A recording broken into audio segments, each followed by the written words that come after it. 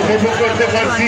সত্যি আমি অত্যন্ত গর্বিত এবং আনন্দিত এবং আমার এই এলাকার ভাইরা যেভাবে এই ব্রিজের মধ্যে কষ্ট করে দাঁড়িয়ে আজকের এই নৌকা বাইচ উপভোগ করছেন, আমিও সেইভাবে আমিও উপভোগ করছি। আমিও তাদের সঙ্গে একজন এবং আপনারা এলাকার মুরব্বীরা যারা আছেন আপনারা সবাই যেভাবে আনন্দ উপভোগ করছেন আমিও তার সাথে এবং আগামী